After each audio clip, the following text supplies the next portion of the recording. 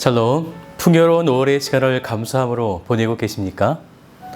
하나님께 영광을 돌린다는 것은 하나님의 형상을 닮은 우리들이 하나님 안에서 즐거움을 누리고 매일 주시는 만나를 먹으며 그분의 은혜에 감사하는 것입니다. 오늘도 하나님께 영광을 올려드리시는 거룩한 삶을 사시기를 주님의 이름으로 축복합니다.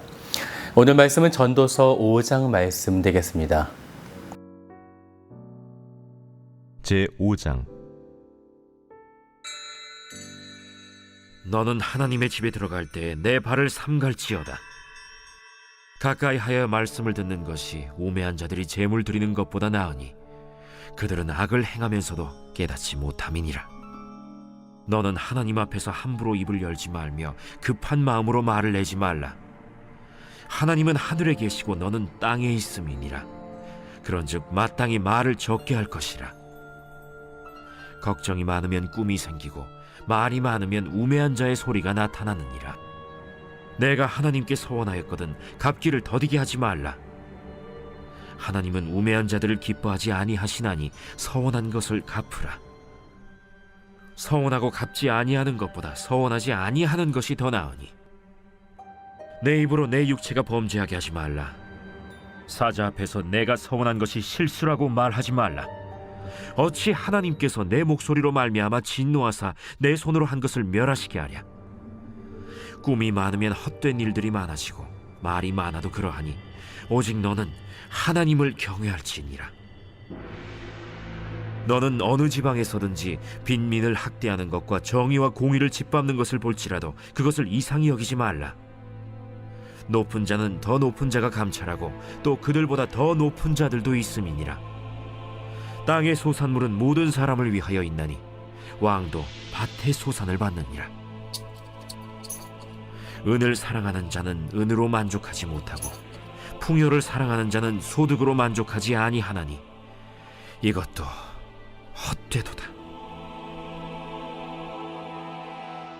재산이 많아지면 먹는 자들도 많아지나니 그 소유주들은 눈으로 보는 것 외에 무엇이 유익하랴. 노동자는 먹는 것이 많든지 적든지 잠을 달게 자거니와 부자는 그 부요함 때문에 자지 못하느니라.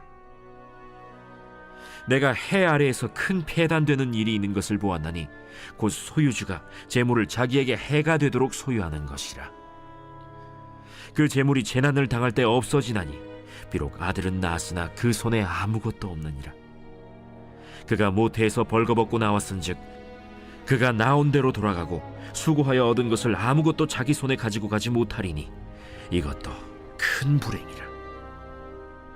어떻게 왔든지 그대로 가리니 바람을 잡는 수고가 그에게 무엇이 유익하랴.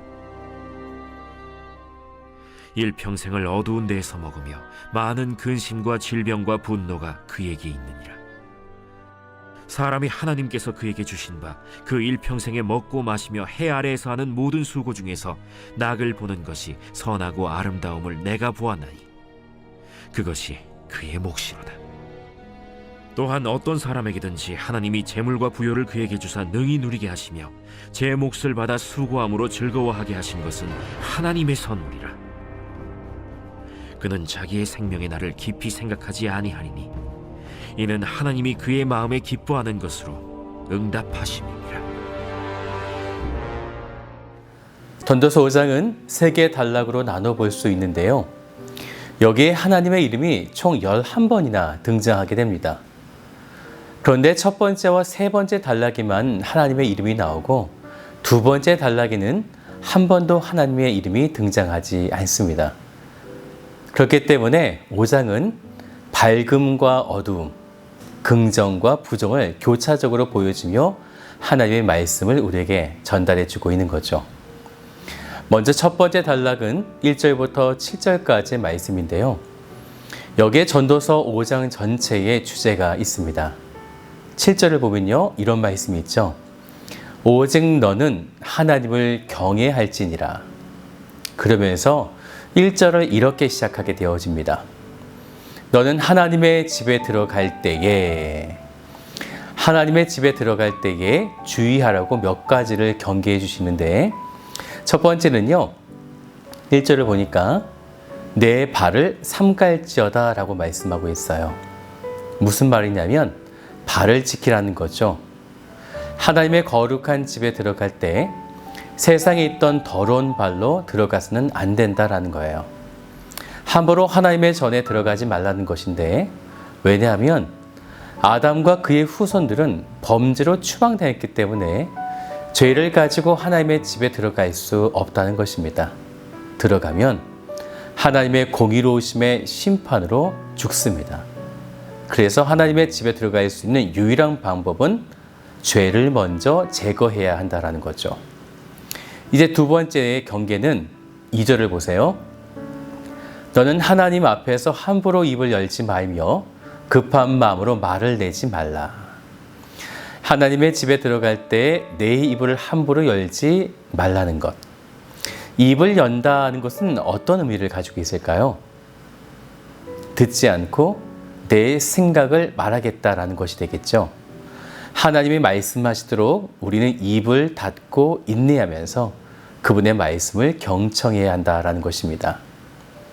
그리고 세 번째는 4절을 보세요. 내가 하나님께 서원하였거든 갚기를 더디게 하지 말라. 서원은 또 다른 말로 맹세하다라는 의미가 있는데요. 이것은 사람이 하나님을 향하여 자발적으로 드리는 약속이 되어집니다. 여기에 하나님의 이름이 여호와가 사용되지 않고 엘로힘이라고 하는 하나님의 이름이 사용됐어요. 이어지는 말씀을 비춰볼 때 엘로힘의 뜻은 전지전능하신 하나님, 이런 뜻이죠.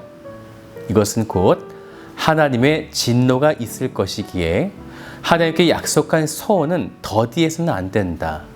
반드시 지켜야 한다라는 것입니다. 이제 네 번째, 하나님의 전에 들어가는 그때에 주의해야 될 것. 6절인데요. 내 입으로 내 육체가 범죄하게 하지 말라. 천사 앞에서 내가 서원한 것이 실수라고 말하지 말라. 네, 이것이 하나님의 집에 들어갈 때 주의해야 할 사항이 되어집니다. 결국 입의 문제를 말하고 있는 거죠. 우리의 호언장담하는 것, 거품적 믿음들이요. 그래서 첫 번째 단락은 우리가 하나님께 나아갈 때 말을 많이 늘어놓아야 잘한 것으로 생각하는 우미함, 이것을 가져서는 안 된다라는 것입니다. 그래서 1절의 말씀을 보면 제물을 드리는 제사를 또한 말씀과 대조하고 있다는 거예요.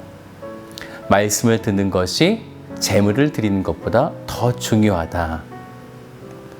그러면 두 번째 단락은요, 8절부터 17절까지의 말씀이 되는데 여기서는 하나님이라는 단어가 한 번도 등장하지 않습니다. 곧 어두움을 얘기하는 것인데 말씀을 쭉 읽어보면요, 지금 우리의 일상의 이야기들이에요.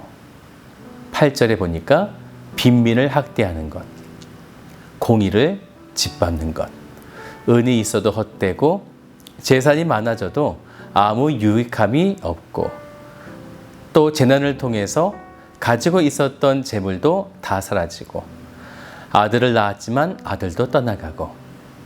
그래서 17절에 이렇게 결론을 짓지요. 일평생을 어두운 데에서 먹으며 많은 근심과 질병과 분노가 그에게 있느니라. 결국 이러한 인생, 하나님의 집에 들어가지 않는 인생은 이러한 불행을 겪게 된다라는 거죠. 없는 것에 불만을 가지는 것이 아니고요, 있는데, 있어도 부족함이 없는데 허무함 때문에 이 인생에 화가 나고 분노를 가지게 된다라는 것입니다. 그렇기 때문에 세상의 육적인 소욕을 아무리 가져도 결국 다 소용이 없다. 전도서는 바로 이것을 우리에게 말씀하고 있는 것입니다. 이제 마지막 세 번째 단락 18절부터 20절까지인데요. 이러한 안타깝고 어두운 인생이 있는가 하면 이제 세 번째 단락에는 하나님이 4번 등장하면서 하나님이 주시는 이러한 인생은 어떤 것인가? 하나님의 전에 들어가는 자, 하나님의 은혜의 언약 안에 들어있는 자.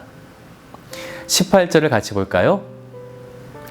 사람이 하나님께서 그에게 주신 바 그 일평생에 먹고 마시며 해 아래에서 하는 모든 수고 중에서 낙을 보는 것이 선하고 아름다움을 내가 보았나니 그것이 그의 몫이로다.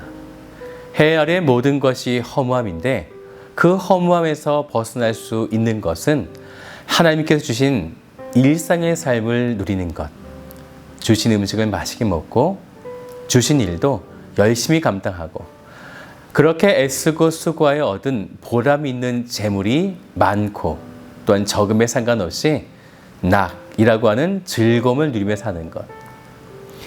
전도서를 기록한 전도자 솔로몬은 이것이야말로 이 땅에서 우리가 누릴 수 있는 18절에 보니까 이런 말씀이 있어요. 선하고 아름다움이라. 선하고 아름다움.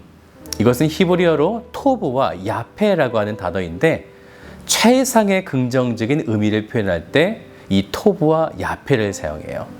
최상의 선하고 최상의 아름다움. 이것보다 더 귀한 인생은 이 땅 가운데 없다라는 거죠.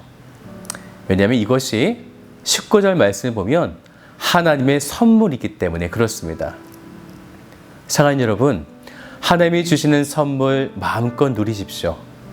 하지만 전도자인 솔로몬이 또 권고했던 것처럼 하나님이 주신 선물을 감사와 즐거움으로 누리시되 그것이 우상이 되거나 목적이 되지 않도록 우리는 오직 하나님 나라를 꿈꾸며 바라보는 여러분들의 그런 인생과 삶을 살아내시기를 주님의 이름으로 한 분 한 분 축복합니다.